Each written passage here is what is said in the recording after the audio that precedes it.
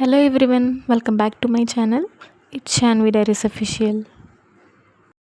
ఈరోజు evening cheesy white sauce pasta అయితే చేశానండి. టేస్ట్ అయితే చాలా బాగా వచ్చిందండి. చీజీగా చాలా సాఫ్ట్గా వచ్చింది. సో రెసిపీ చూద్దామండి. స్టవ్ ఆన్ చేసిన తర్వాత ఒక స్టీల్ పాత్ర తీసుకోండి. దానిలో కొంచెం వాటర్ వేసుకొని కొంచెం సాల్ట్ కూడా యాడ్ చేసుకోండి. ఆ తర్వాత పాస్తాని యాడ్ చేయండి. దీన్ని ఒక 10 మినిట్స్ బాయిల్ చేసుకోవాలండి. మరీ ఓవర్ కుక్ చేయకూడదు. పాస్తా అనేది సాఫ్ట్గా అయిపోయి ముక్కలు అయిపోతాయి. నెక్స్ట్ ఒకవైపు వేరే ప్యాన్ తీసుకొని కొంచెం బటర్ యాడ్ చేసుకోండి. ఈ బటర్లో మనం వెజ్జెస్ అన్నీ ఫ్రై చేయడం వల్ల మంచి ఫ్లేవర్ అనేది వస్తుందండి. అలాగే టేస్ట్ కూడా చాలా బాగుంటుంది.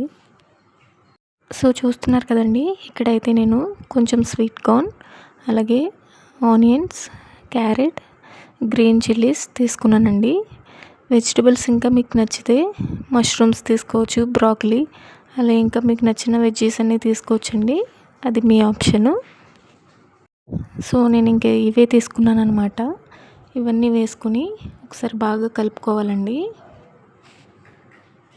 బటర్లో ఇవన్నీ వేయించడం వల్ల మంచి స్మెల్ అయితే వస్తుంది.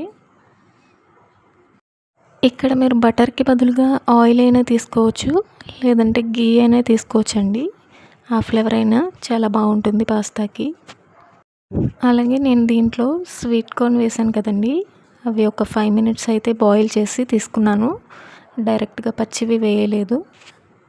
ఇలా తీసుకోవడం వల్ల ఈ కార్న్ అనేవి కొంచెం పఫీగా వస్తాయి. టేస్ట్ కూడా బాగుంటుంది. ఈ వెజ్జెస్ అన్నీ కూడా బాగా ఫ్రై అయిన తర్వాత ఒక ప్లేట్లోకి తీసుకుని పక్కన పెట్టేసుకోండి. వెజ్జెస్ అన్నీ చాలా కలర్ఫుల్గా ఉన్నాయండి.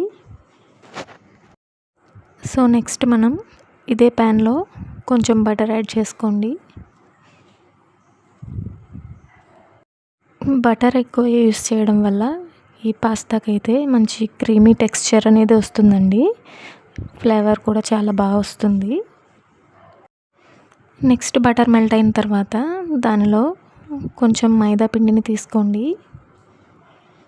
మైదా పిండిని తీసుకుని కొంచెం అలా కలుపుతూ ఉండండి. బటర్లో మిక్స్ చేస్తూ కలుపుతూ ఉండండి.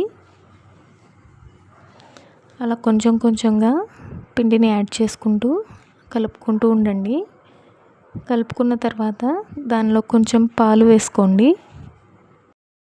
పాలు కూడా యాడ్ చేసుకున్న తర్వాత మీకు ఇంకా క్రీమీలా కావాలనుకుంటే కొంచెం పిండిని యాడ్ చేసుకుంటూ అలా కలుపుకుంటూ ఉండండి. లంప్స్ ఏమీ లేకుండా అలా కలుపుకుంటూ కొంచెం కొంచెం పిండిని యాడ్ చేసుకుంటూ ఉంటే మంచి క్రీమీ టెక్స్చర్ అనేది వస్తుందండి. ఇప్పుడు ఇది కొంచెం చిక్కబడిన తర్వాత మనం ఇందాక ఫ్రై చేసి పెట్టుకున్న వెజ్జెస్ అన్నీ దీంట్లోకి యాడ్ చేసుకోండి. యాడ్ చేసుకుని ఒకసారి మొత్తం బాగా కలుపుకోండి. నెక్స్ట్ దీనిలోకి మనం ఇందాక బాయిల్ చేసి పెట్టుకున్న పాస్తాను కూడా యాడ్ చేసుకొని దాన్ని కూడా బాగా కలుపుకోండి. మొత్తం ఈ క్రీమ్ అంతా మిక్స్ అయ్యేలాగా బాగా కలుపుకోండి. ఇప్పుడు దీంట్లోకి మీ టేస్ట్కి సరిపడా సాల్ట్ని కూడా యాడ్ చేసుకోండి.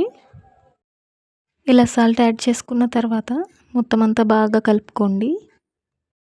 మనం ఈ వెజ్జెస్ అన్నీ కూడా ఫ్రై చేసి వేసాం కదండి, అలాగే ఈ పాస్తా కూడా కొంచెం బాయిల్ చేసి వేసాం కాబట్టి ఇది తొందరగానే కుక్ అయిపోతుంది. ఓవర్ కుక్ అవ్వాల్సిన అవసరం లేదు. ఇది ఇలా కుక్ అవుతున్నప్పుడు దీంట్లో కొంచెం రెడ్ చిల్లీ ఫ్లేక్స్ యాడ్ చేసుకోండి. పాస్తాలోకి ఇవి కొంచెం క్రంచీగా, స్పైసీగా చాలా బాగుంటాయండి. దీన్ని ఒక 5 మినిట్స్ ఇలాగే మీడియం ఫ్లేమ్లో పెట్టి కుక్ చేయండి.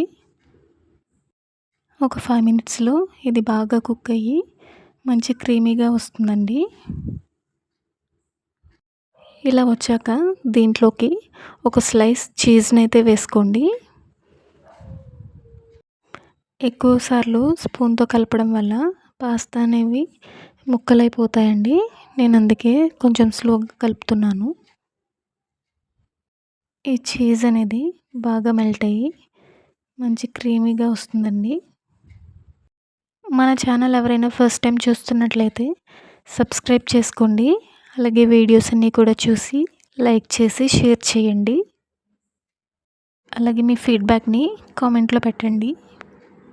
పాస్తాని ఇంకా డిఫరెంట్ స్టైల్స్లో చేస్తారండి.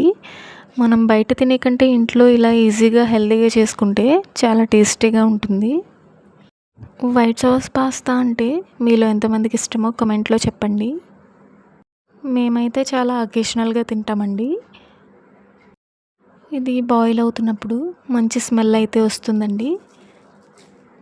దీంట్లో మీరు ఆరిగానో సీజనింగ్ కూడా వేసుకోవచ్చండి.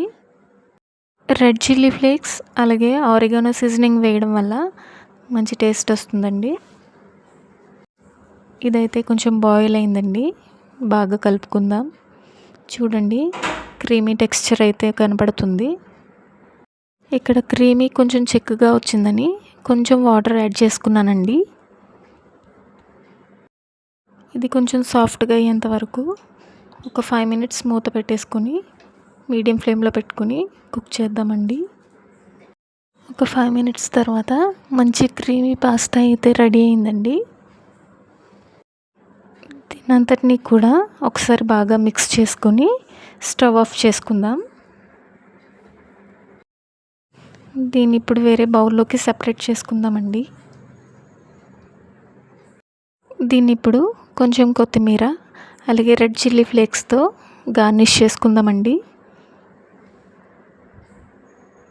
ఇంతేనండి, ఎంతో టేస్టీగా ఉండే rich cream white sauce pasta ready అయిపోతుంది.